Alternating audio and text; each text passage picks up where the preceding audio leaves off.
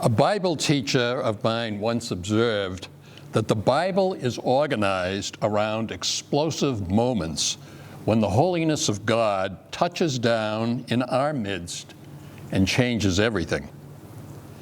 We observed just such a moment in our first reading. Moses came down from Mount Sinai unaware that his face was aglow. The radiance of his skin was not the result of sunburn, but of one more searing encounter with the all-holy Yahweh. Divine minne, a new word we learned this week, or last week, for love, had touched his inmost being as it had at the burning bush, and he had responded dynamically to that love. On that mountain, away from the crowd below, Moses had become a 40-day hermit with nothing but silence and solitude and a cave in which he would surrender himself to God, engage in long, intimate conversations with him, and continue to develop a deep and abiding mutual friendship. Is it any wonder that Moses was radiant?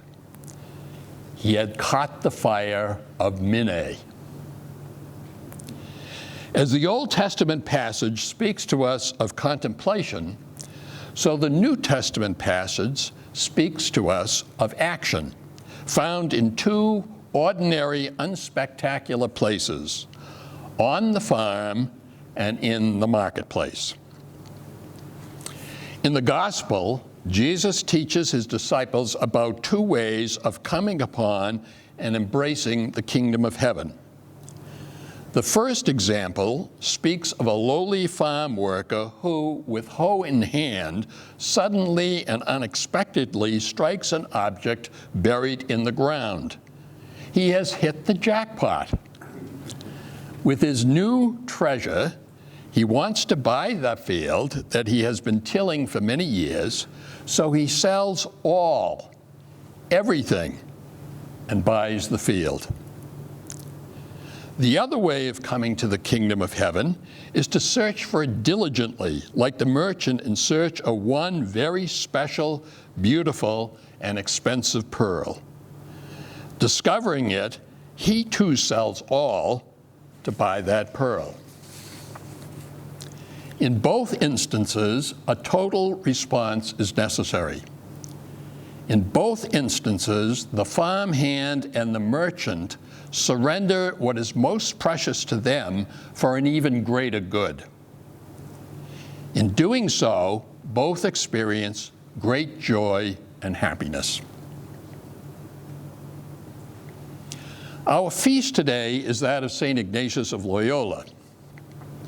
Born into a Basque family in northern Spain, Ignatius became a courtier and a soldier, willing to fight and, if necessary, kill in the defense of the King of Castile and his kingdom. In 1521, he suffered serious wounds in battle. While convalescing, he read the only book available to him, a collection of the lives of the saints, where he discovered the fire that fueled their holy lives. Ignatius caught that fire. From that moment on, he was inflamed with minne. It invaded his heart and his bones. It purified him.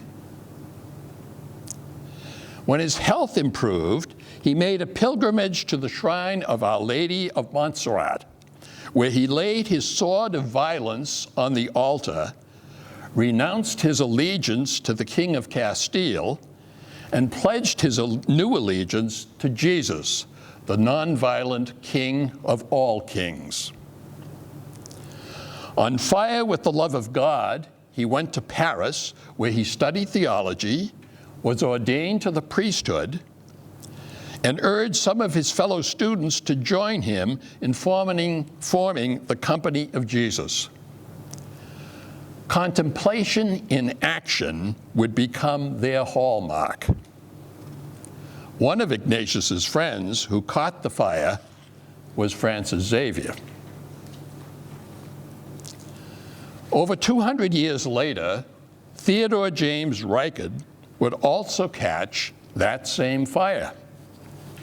Along with Moses and Ignatius, Ryken would experience a moment of divine awakening in the deepest point of his being. He fell in love with God and surrendered to his majesty. Now he would work to promote the kingdom of heaven. With an imagination sparked by the missionary accomplishments of Francis Xavier, he began to establish his little brotherhood. He would urge his companions on the Hazelstraat and beyond to work at their own perfection. For how, as he put it, would they inflame others if they themselves are not on fire? Within the past 24 hours, we have implored the Holy Spirit of wind and fire to enlighten our minds and inflame our hearts as we prayerfully discerned who would best serve as the new successor of Theodore James Ryken. By the grace and providence of God, the torch has been passed to Brother Ed Driscoll. It is now Brother Ed's task, and that of all of us, to go forth from this chapter carrying in our hearts the fire of the gospel, our fundamental principles, our newly fashioned charism statement, and, as Larry put it last week, the passion and compassion that inflamed Ryken. As he said also, let's not let the flame go out.